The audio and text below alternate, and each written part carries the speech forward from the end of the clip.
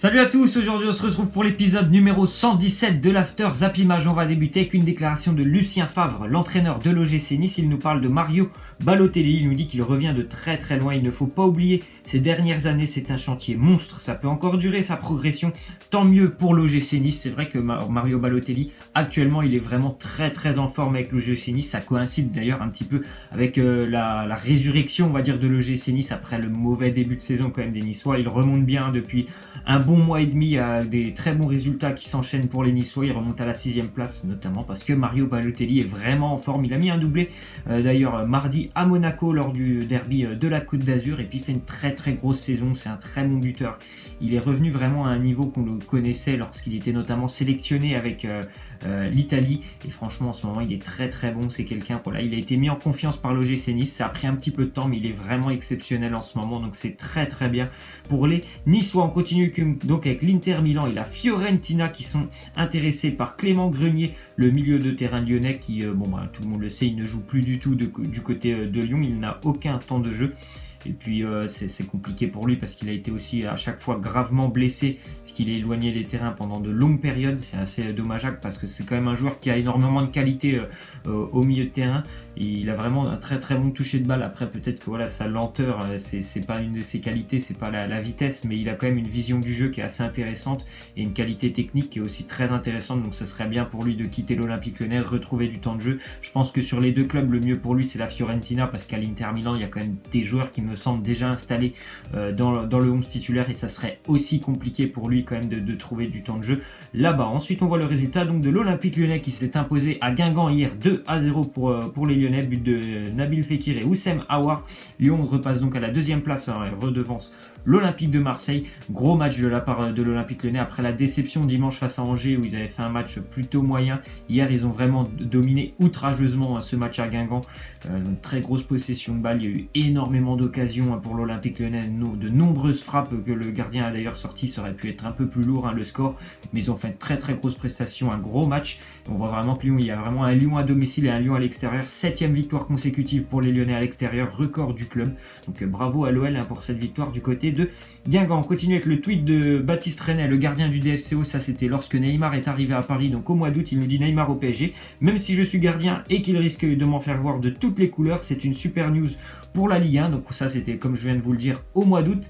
Et on voit que maintenant, hier il y a eu un match entre Paris et Dijon, et visiblement ça c'est tout ce qu'avait prédit Baptiste Renet. Ça s'est réalisé hier. Le PSG a écrasé Dijon 8-0 grâce notamment à un quadruplé de Neymar. Donc voilà, pour Baptiste Renet c'était une sale soirée, parce que notamment il y avait Neymar, mais il y a aussi Cavani qui a marqué, qui a d'ailleurs égalé le record de Zlatan Ibrahimovic avec le PSG, doublé pour Di Maria et aussi un but pour Mbappé. Voilà, 8-0 pour le Paris Saint-Germain. Bon, je sais pas il n'y a pas grand chose à dire de ce match, si ce n'est que Dijon a été pitoyable, donc ça a vraiment aidé le Paris Saint-Germain, étant donné la défense vraiment pitoyable de Dijon. C'est une grosse victoire pour le Paris Saint-Germain et un match exceptionnel de la part de Neymar. On continue donc avec Lucas, le joueur du Paris Saint-Germain qui pourrait finalement être prêté à Tottenham, mais ça c'est selon l'équipe, il y a pas mal de rumeurs autour de Lucas. On l'envoyait aussi du côté de Manchester United, du côté du Napoli, donc visiblement à l'heure actuelle, pour le moment, ça serait plutôt du côté de Tottenham un prêt. Donc je ne sais pas si ça arrange le PSG qui souhaite toujours vendre des joueurs, mais pour le moment, ce serait plutôt un prêt du côté de Londres et de Tottenham. On continue donc avec Saint-Etienne qui est très intéressé par Lucho González, l'ancien Marseillais.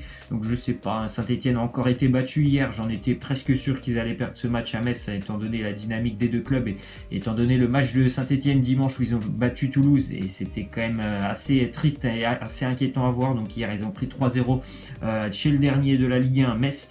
Donc il s'intéresse à Lucho González, un peu un profil au milieu de terrain, un profil surtout intéressant techniquement, même s'il est quand même assez vieillissant maintenant, Lucho González. Donc on verra ça dans les prochains jours. On continue avec Leicester qui a transmis une offre à Marseille, une seconde offre pour Bounassar à hauteur de 5 millions d'euros. La première offre avait été refusée par l'Olympique de Marseille. Donc on verra tout ça aussi si l'Olympique de Marseille va souhaiter se séparer de Bounassar, ce qui me semble quand même assez suspect, parce que je pense que voilà, l'Olympique de Marseille compte sur Bounassar. Il n'y a pas énormément de monde en défense. Ça serait une erreur pour moi de laisser partir Bounassar, qui a quand même un petit peu de talent et qui arrive quand même à s'installer au sein du dispositif marseillais. On continue avec une déclaration de Zidane. Il nous dit: je n'imagine pas un Real sans Cristiano, je ne vois pas le Real sans lui. Ce qui m'intéresse, c'est la partie sportive. Comme toujours, c'est un moment difficile, mais lui est ici. Donc ça fait face à toutes les rumeurs qu'on entend depuis maintenant une bonne semaine, soi-disant que Cristiano veut quitter le Real Madrid et pourquoi pas pour rejoindre son ancienne équipe de Manchester United. Moi peut-être je sais pas, je suis pas dans la peau de Cristiano Ronaldo, mais je pense plutôt que ça sera surtout pour essayer d'avoir une revalorisation salariale de la part du Real Madrid. Et Zidane forcément il prend parti pour son joueur, il espère qu'il va rester parce que c'est quand même la superstar du Real Madrid.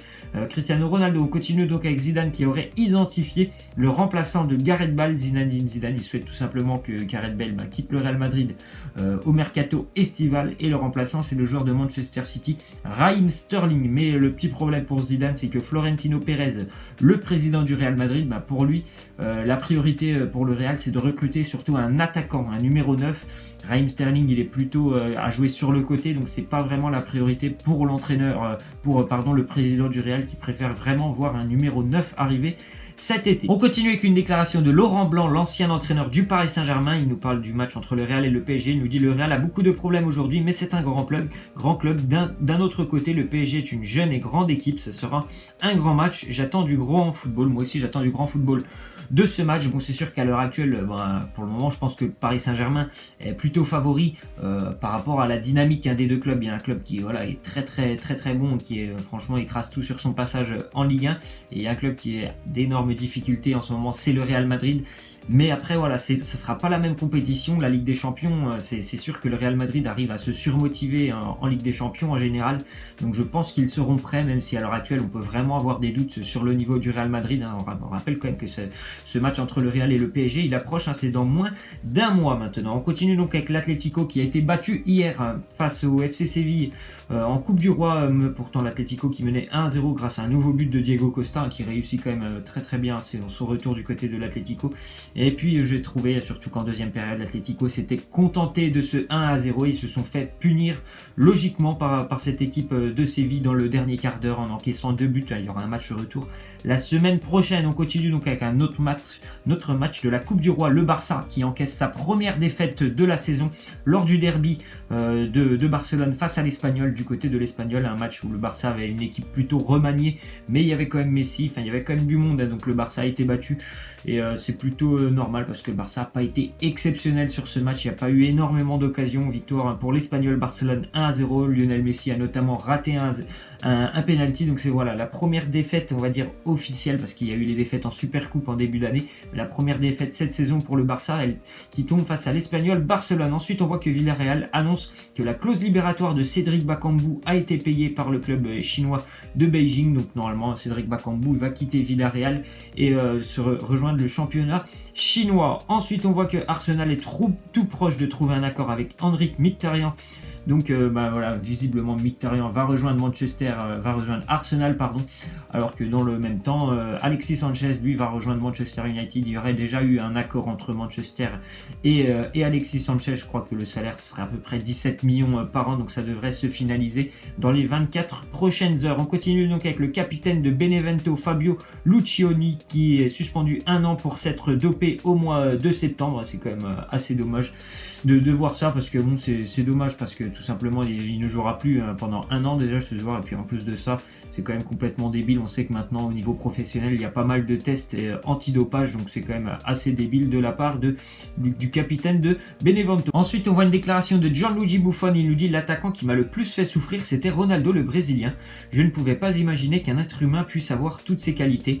Il était le joueur parfait, puissant, rapide, de l'intuition, de la technique, le joueur qui te laisse bouche bée. On aurait dit que ce mec sortait d'un labo. Moi j'ai aussi un petit peu connu Ronaldo, notamment lorsqu'ils ont gagné la Coupe du Monde la dernière avec le Brésil en 2002. Je me souviens qu'il était vraiment en feu. C'était l'époque où je commençais vraiment à connaître et à suivre un petit peu le football, et là j'ai été tombé franchement aussi moi bouche bée lors de cette Coupe du Monde. Je me suis dit lui il a vraiment un talent exceptionnel, et presque 15 ans plus tard je me souviens toujours de ce match, notamment la finale face à l'Allemagne en 2002. Un joueur complètement exceptionnel, ce Ronaldo. On continue avec une déclaration de James Rodriguez. Il nous dit: mon départ du Real Madrid m'a beaucoup attristé. Le Real a toujours toujours été pour moi un rêve, mais le football est comme ça, voilà. Tu peux pas toujours réussir à t'imposer dans des grands clubs comme le Real Madrid. Il a eu des difficultés, il a su saisir sa chance et voilà, le Bayern lui a proposé vraiment une très belle chance, hein. En gros, un nouveau pari, parce qu'il sortait quand même de saison assez délicate avec le Real.